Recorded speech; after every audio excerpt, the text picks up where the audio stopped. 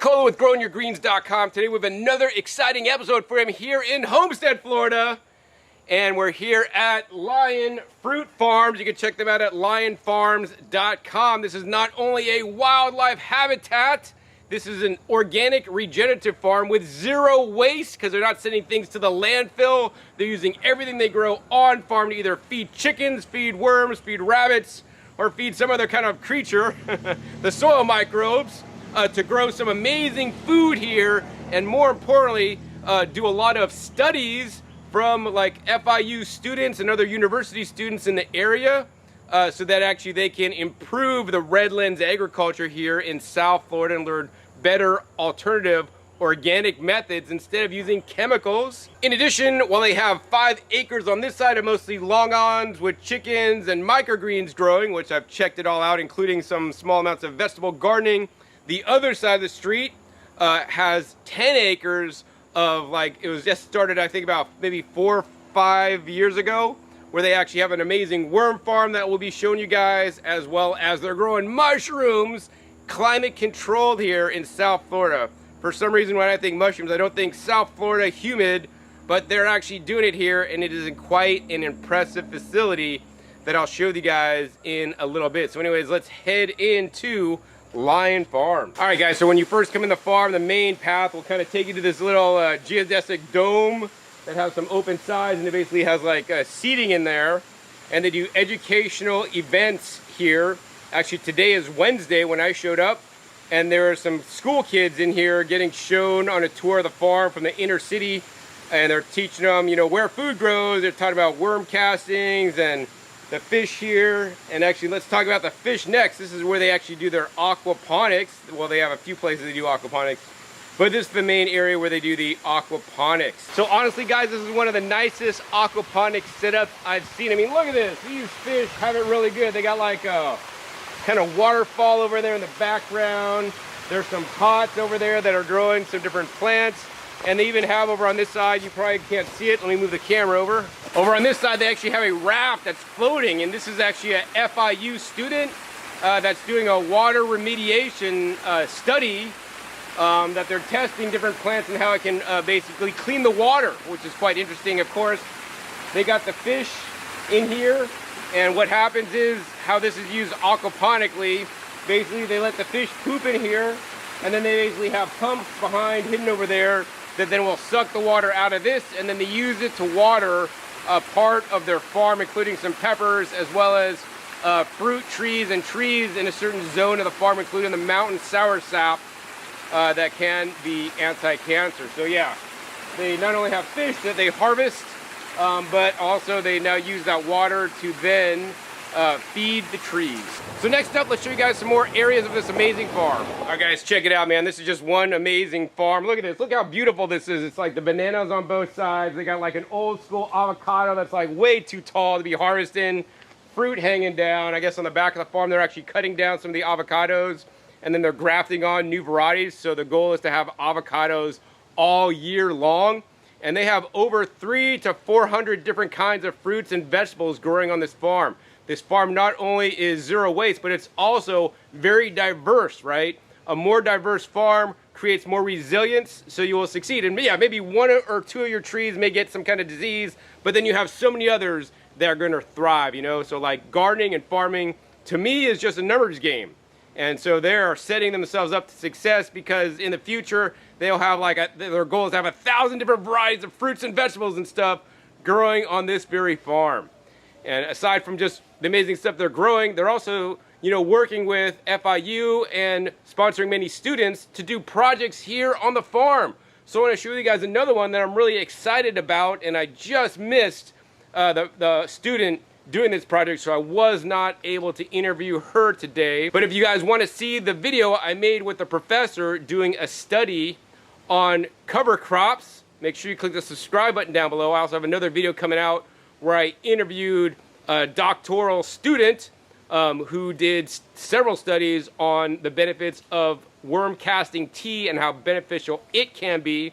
That'll come out real soon. So click the subscribe button so you don't miss that episode either, which is definitely something you will want to watch. Anyways, let's check out what the student here is investigating. All right, so what they're doing on this area of the farm is that an FIU student is using this, which is basically a High Plains biochar boulder biochar barrel to make biochar with different woods, like scrap woods. Like, here's a piece of wood that probably made into biochar really soon because it's just sitting right down below. But they're turning into biochar, which is a great additive to organic soil to improve the carbon holding capacity, right? And so while they are using traditional woods, they are experimenting using different temperatures to turn something else they produce on the farm that you guys haven't seen yet.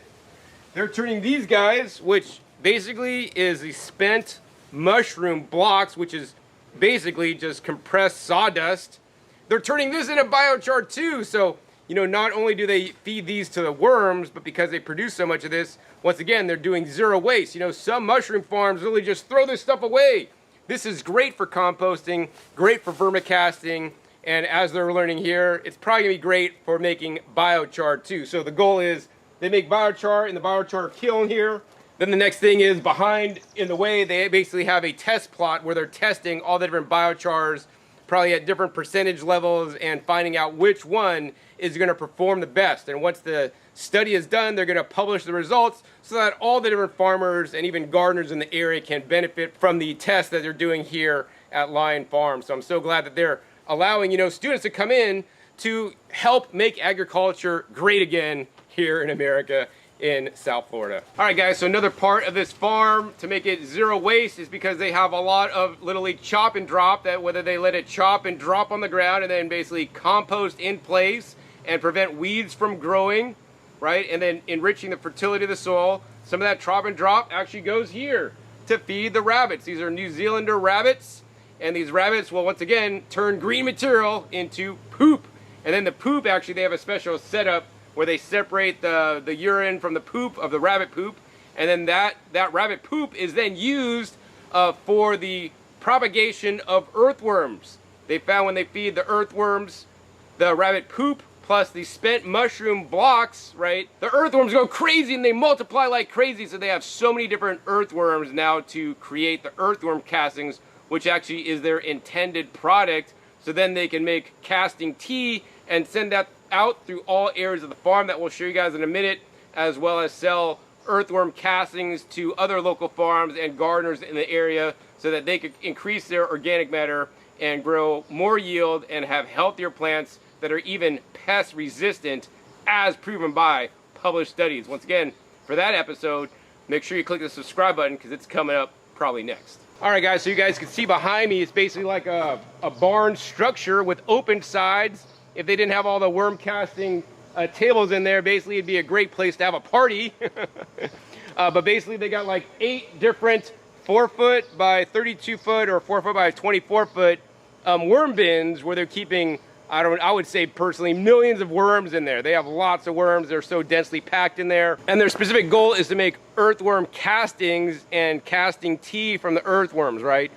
Some places that grow earthworms basically grow earthworms for bait shops, and then the castings are the kind of the waste product, which is not necessarily the highest quality soil amendment for organic gardeners, right? They've taken that into consideration here, and they're basically doing this for a high quality casting product that can then also be turned into vermicompost tea that will get proven, published scientific results. So yeah, let's check out the worms real quick, share with you guys how they're growing the worms and what they're doing with the castings. All right, guys, so you guys can see this bin. It's super long. It's like 32 feet, 4 feet wide. Basically on top, they have misters, so it comes on every once in a while. And if you just scrape this aside, there's like tons of earthworms right in there that I'm seeing.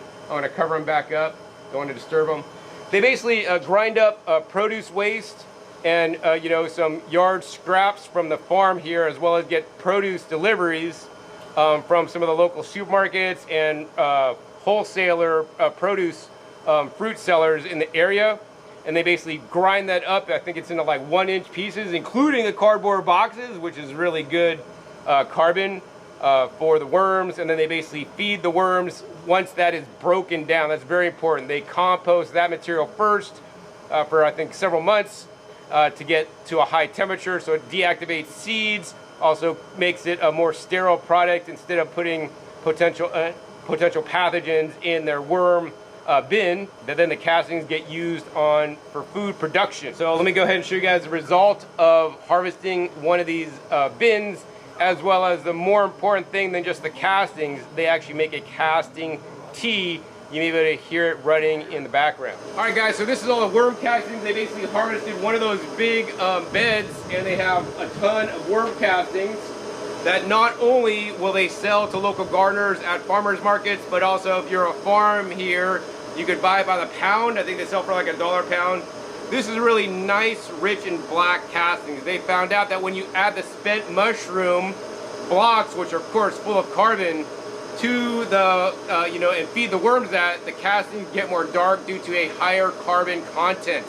Now, while castings are definitely good, right, it can definitely get expensive buying a lot of castings. The other thing is that, I think they're very smart at this farm, because while they have a lot of old school fruit trees, they're just starting to plant out some new crops and whatnot, but they realize that the soil, we need to improve the soil. How can we improve the soil, right? And they could make their own compost, which they also do, but they decided they're going to make castings because they know that castings will add a lot more soil fertility faster to their existing soil than probably any other method you could do. That's why they invested in a lot of portion of their farm to have the worms, to break down the compost, to make the castings, to re-enrich the soil here on property over their 15 acres. I think every plant probably gets some earthworm castings at some point. That being said, what they do even more than just the castings is they make casting tea, or I would call compost tea, which is brewing next door. You may be hearing it. So let me share with you guys that real quick. All right, guys, so even more important than the earthworm castings is the casting tea they make. Each cycle runs 24 hours, and after 12 hours, they basically take out the bag that's hanging in there, and they replace it, and they put in new vermicompost. So they basically run it 12 hours, change it out, run it another 12 hours. This way they find they have the best bacterial growth, right? And while you can hire the Lion Farms to come out to your property and spray the compost tea, they have it set up here so they don't even have to do that. They have it set up so you can press a couple of valves over there that then will divert this compost tea, that'll inject it into the irrigation system for the whole entire farm. They could send this compost tea to one of any, I think, 6 zones at present time on the farm, and just basically just irrigate all the different areas of the farms with just a few turns of the hose. This has to be the smartest, most intelligent worm casting tea delivery system I've ever seen. I want to be inspired to have something like this at my farm, where I could just brew casting tea, 1,000 gallons, turn a little couple knobs, and then it basically just goes everywhere and re-enriches my soil. So that is totally badass, I think, man, because they have a lot of infrastructure to make it happen. Of course, I have videos with Seth and Super Seth, and basically he just injects the compost when he's hand watering, but this one is set up to be done fully automatically. I would encourage you guys to use worm casting tea. If I learned anything at this farm today, is that casting tea has a lot more benefits than I was even aware of, and I want you guys to start making your own worm casting tea. Once again, subscribe down below for the video I will have on published studies on the benefits of casting tea, and even interview the PhD doctoral candidate from FIU regarding the studies she made here on the farm with these very castings that have proven scientific results. All right, guys, so what we're looking at here in the worm casting area, where they have all the beds for worm casting, they also have another aquaponics setup, which actually I saw kids at earlier. They were showing the kids the fish and the aquaponics, where they basically bring up the water to feed the plants in the top bed. Looks like they got some mint, some kale, some basil, and some hemp up there. This farm does have a license to do testing with industrial hemp for research purposes only. So I think that is great that they're also doing research on hemp, the best varieties, the best ways to basically prune it, and all these other things. So yeah, so this farm, like in every nook and cranny, man, there's something cool and interesting to look at. I think the next thing cool and interesting is the building behind me, where they actually grow mushrooms. So let's check that out next. All right, guys, so next we're going to take in this big building behind us, and this building actually was built to grow microgreens in there. But then they found, like, man, so many people grow microgreens. You can grow microgreens out of your house and stuff. People do that all the time. And then they wanted to, like, hey, how can we repurpose this building to grow in something better, right? So then they decided to grow mushrooms, which pretty much grows in a similar climate or climate control as the microgreens and commands a lot higher price per pound.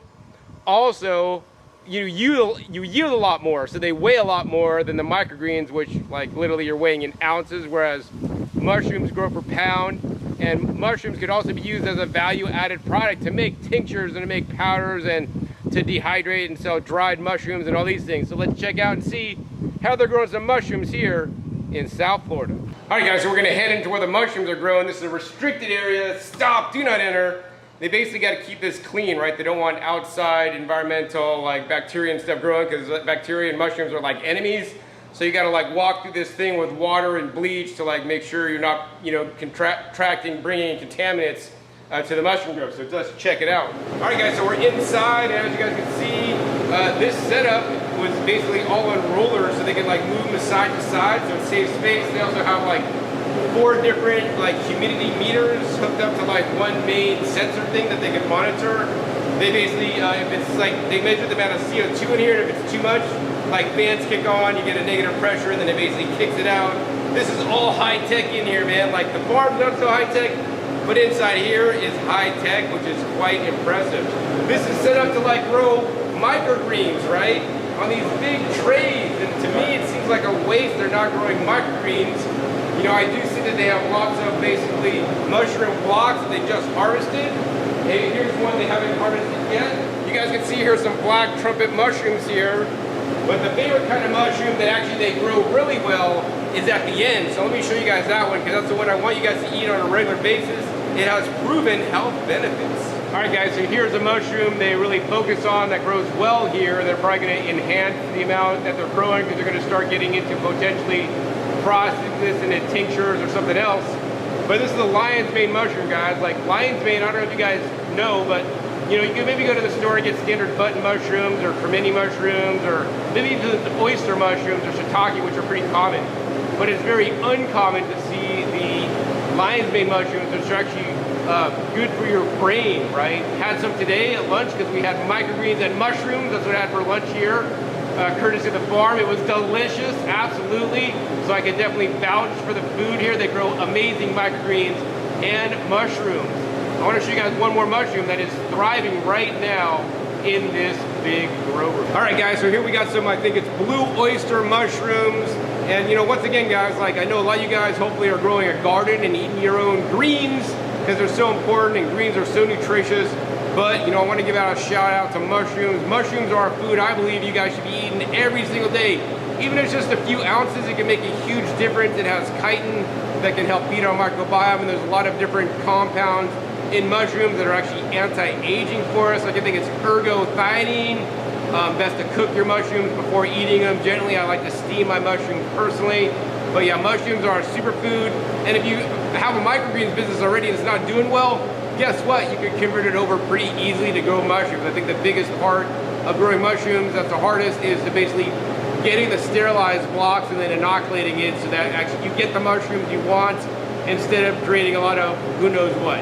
All right, guys, so now I'm in a cooler with actually all the harvested mushrooms that you guys can see. They have basically trays and trays of really nice mushrooms. These are destined to go out to local restaurants here in South Florida. Look at this lion's mane, guys. It looks absolutely beautiful. Some of the best lion's mane that I've ever seen. A lot of lion's mane I see is like all kind of getting old and kind of weird, but this is like super fresh. Probably gonna go out tomorrow. Now besides the lion's mane they have in here, they also have all these mushroom blocks, right? So these blocks are basically waiting until they all turn white. And once they all turn white, then they go into the grow room that you guys just saw me in. And then each one of these blocks here will produce about 4 pounds of mushrooms. Basically 2 pounds is the first flush. They cut it back, then they let it grow one more time, makes another 2 pounds. And then they have actually all this spent mushroom compost, or the blocks, which then, as you guys saw, they feed to the worms. They also feed to the biochar kiln to make the biochar. So once again, this is a zero waste farm, and as you guys can see, they have just tons and tons of plots in here that are going to be making lots and lots of mushrooms in the upcoming weeks. All right, guys, so I just want to show you this area of the garden. They literally just planted this very recently. Here's an avocado that they basically was an old school tree, super tall. It would shade out this whole area, so they basically cut it down, and then now they're grafting on new varieties of the avocado. But then behind me, they're basically using the bamboo from on site, and they're planting the purple ube. The purple ube is basically like a tuberous crop you eat. Kind of think of it like, but way different than a purple sweet potato, because they're also purple, but basically they're like less sweet than a sweet potato. But they're super nutritious, rich in anthocyanins. They kind of take a little bit longer to grow than a sweet potato. You know, once again, this is a specialty crop. So once again, you know, I think that specialty crops are really where it's at. Why compete with somebody growing mangoes when there's millions of people growing mangoes here in South Florida, where there's like so many less people growing the ube, you know? And also, of course, the ube has the purple anthocyanins. It's super nutritious, and it's a food that's definitely on my radar, and I would encourage you guys to grow it if you live somewhere tropical where you can grow the ube, which is well known in the Philippines. All right, guys, so what we're looking at next is 5 acres of food forest. Basically, they have them planted in rows, and there are some like old school trees that basically, once again, got cut down, mostly avocados with some other ones mixed in there that they're grafting so they get to have avocados all year long that stay short, right? Because they have these huge trees that when avocados get so tall, it's very difficult to harvest them. So in this area, they have a local professor doing a study on cover crops. On this side, they have cowpeas. Over on this side, they have kind of sorghum here. That is not supposed to go to seed, but it did. And then basically they're seeing what can suppress the weeds the most, what's going to give the most biomass, what's going to add the most soil fertility. So if you guys want to learn more about the cover crop study they're doing here, I actually was able to interview the professor who's doing that study here and share with you guys which cover crop performed the best here in South Florida. So once again, click that subscribe button right down below because it's going to be coming up in a future episode. All right, guys, so before it gets too dark, I want to show you guys this area of the farm here. It's like at the North 40, really there's a fence right there. And this is part of the same area that they did like the cover crop test, but it's the very other end, right? And what they're growing here is a lot of different things. They got like turmeric growing. They grew 10,000 pounds of turmeric last year on this farm. They also got a lot of sweet potatoes growing, mixed in. And then they got this elephant yam that I never even knew about before. It's from India, so I want to give you guys a close-up on this plant because the plant stays pretty small and compact, and some of the yams that it grows could get up to like 20 pounds for like one plant, which is insane. And then to propagate it, just cut it into pieces, and you can plant all the pieces, and then more come up.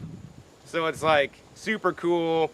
I definitely want to learn about it more because it's a beautiful plant, in my opinion. Let's show you guys what a good one looks like. All right, guys, so here's a nice elephant yam. I think it's like naturally variegated here. Looks pretty cool. And they stay pretty small and compact. They like a little bit of shade. They don't like full sun. Nice green leaves. Like, to me, this looks quite ornamental. It's not like getting all rowdy and crazy like they planted some sweet potatoes down below it. But yeah, this one's definitely one I'm going to look into more, and then I'm going to grow in the future on my farm in Puerto Rico. Should really do well. All right, guys, so the last shot I'll give you guys today of the farm is basically like, this is the other side of the row, and they got, once again, the elephant yam, the turmeric, and they got the fruit trees. These used to be big, and they basically had fruit trees, I think 25 feet spacing on them. They cut them back and they grafted new varieties, and otherwise this is pretty empty now because, once again, these fruit trees were huge. So they're going to make a centropic food forest in this area and grow all different kinds of little baby bananas mixed in with other food crops and fruit trees all along here. So, you know, this farm is always evolving and changing with the times to become better. And so I love that about Peter, who is really making this farm happen. So I think we might get a few words from him if he's not too camera shy at the end of this video, where he can tell you guys more about the Lions farms that I had the pleasure of touring you guys around today. All right, guys, so now I have the pleasure of interviewing Peter, the founder of Lion Farms here in Homestead, Florida. So the first question I have for you, Peter, is why did you start a farm? Because I know you're in the construction industry doing all kinds of crazy projects, probably all over the world with concrete, which you have some amazing concrete buildings, some of the best that I've seen. Like, I guess they're like hurricane and tornado proof even. But why did you start a farm? Well, good question, and John, thanks for visiting with us today. Really appreciate it. My father was a farmer in Italy, and I always wanted to retire as a farmer, and I wanted to be an organic farmer. Essentially, the farm was to feed my friends and my family, and so we would eat healthy. And so I had the pleasure of owning a 5-acre farm across the street. And this farm is 10 acres of a 40-acre farm that was always organic, been organic for 100 years. And so when we started this farm, we were very committed to keep it organic, and we made our commitment. So we're basically essentially a zero-waste, regenerative, organic farm. We're now experimenting with syntropic food forestry, and we're raising worms for their worm castings, which is basically the essential part of feeding the entire farm. Wow, great. So was the worm castings one of the first things you did when you saw that maybe the fertility of the farm here could be better and improved? Well, when we started the farm and commitment to be organic, I started looking into organic fertilizers. I wasn't that convinced of too many organic fertilizers that would benefit our farm, and so I wanted to find something that would actually benefit our biodiversity, and we've essentially decided on worm castings because that really essentially really feeds the biodiversity. And as a regenerative farmer, we're just farming microbes, and worms make great microbes. Wonderful. So another part of this farm that I haven't really seen at other places, Peter, was that you have a lot of students or even professors come in and do like studies on your farm to learn how to literally farm better for you and also for the local community. So, what in you motivates you to allow students and even sponsor them to come in and provide resources so that they could actually do some of their studies at your farm? Well, that's a very good question. In my previous career, I was in conductive concrete, and we have several patents in concrete. Worked at the University of Nebraska, and I was privileged to see their university in studying agriculture. So when we started this farm, I decided that I wanted to contribute to the local community here and local education and sponsor students on organic farming. And I think it's really important that we support the next generation of farmers. So we decided that it would be really good for the community and good for us to be able to not only understand what we're doing here at the farm, but actually be able to understand it scientifically. Yeah, I mean, I say that's like very important to support upcoming farmers because, as you know, there's statistics out that say farmers are aging out, and then farmland, unfortunately, even here in Homestead, are getting sold to big developers that are basically buying the farms and then putting on houses, which is terrible. We need to remain strong as a country and have farms and grow our own food and not freaking import it from everywhere, right? So I think it's great work that you're doing to allow students to get them excited, because the people that I interviewed today, that you'll see in an upcoming episode, are really excited and passionate about what they're doing. Whether it's, I've met a hemp farmer that was growing some hemp trials here, or I met the girl that does the worm castings, and I met the professor that is doing the cover crops, and I just missed the student that's actually doing the biochar, right? So he has students coming in and out doing their own thing. I think that's just totally amazing. So Peter, tell me, like, this farm to me is amazing. I've seen you put a lot of infrastructure into it, especially this big building where you're growing the mushrooms now behind me. And are you profitable as a farm, or do you do this farm for other reasons than just making money? Well, unfortunately, we're still a non-profit organization, and I think we'll be like that for a while. And it's not all about the money. It's about sustaining our environment, feeding my friends and family healthy food, and we're very blessed to be working with a lot of really smart, dedicated students who are the next generation of farmers. So hopefully one day the farm will make a few dollars, but not at the moment, but it's not what it's all about. Awesome. I think in our society today, unfortunately, so many things are driven by money, right? And I think it's very important to, have other goals and ideals and values besides just money, right? Money comes and goes, but what Peter is doing here is creating a better community, more resilience, creating a better biodiversity of all the different crops he's growing here, creating an educational resource center for people in this area that want to learn about growing organically, regeneratively, with no waste, by incorporating different kinds of animals, different kinds of growing systems, and growing a diversity of food.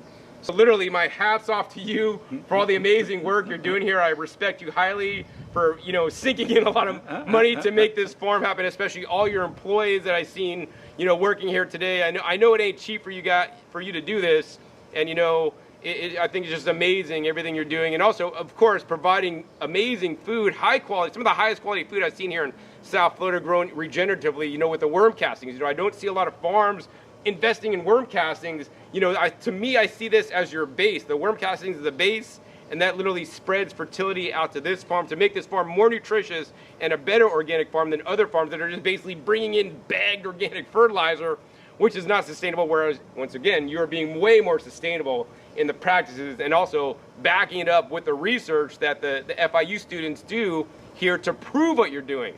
So yeah, so if somebody wants to learn more about the farm and maybe even come out for a tour, find out about the educational programs, or even maybe buy some produce from you or mushrooms, how can they do that? Well, you can go on to our website. It's lionfarms.com. We also have a Instagram and Facebook, but basically everything you want to know about Lion Farms you can find on their web. All right, yeah, I'll put the links down below. And then what farmers markets do you currently sell your products at? Well, I talked about selling your worm castings and mushrooms at local farmers markets. We're selling at several local farmers markets in Pinecrest, Glazers Farmers Market, Roberts is here, and we're selling to local restaurants as well. All right, wonderful. Yeah, so links to all of Peter's information and website, Instagram, Facebook down below, and check them out at lionfarms.com if you want to learn more. So Peter, any final words of wisdom you'd like to share with all my viewers out today before we sign off? Well, I just thank John for visiting us today, and I have an incredible staff, and we're associated with great 2 universities, FIU and University of Florida, and I'm continually learning every day how to be an organic farmer. So life's good. And it's never too late to learn how to be an organic farmer. Look at this. Peter is still doing it today. All right? So if you guys enjoyed this episode at Lion Farms, please be sure to give it a big thumbs up. More importantly, share this with other people to inspire them about what you can do here in South Florida, in Homestead, Florida, growing amazing fruit, vegetables, worms, and even mushrooms. And I'd even get to show you guys the microgreens that's grown here on site by Lou, another amazing farmer here. Also, be sure to click that subscribe button right down below so you don't miss my new and upcoming episodes. I've coming in every 5 to 7 days. You never know what you're up, what you'll be learning on my YouTube channel. Make sure you click the little bell to get notified as my new videos come out. I have several videos coming out still that I filmed here at Lion Farms with some of the students and professor that are doing some of the studies, so you guys could benefit from their vast amount of knowledge. Also, be sure to check out past episodes. Past episodes are a wealth of knowledge. Over 13 episodes at this time on this channel dedicated to you guys all about how to grow your own organic food at home. So with that, my name is John Kohler with growingyourgreens.com. We'll see you next time, and until then, remember, keep on growing.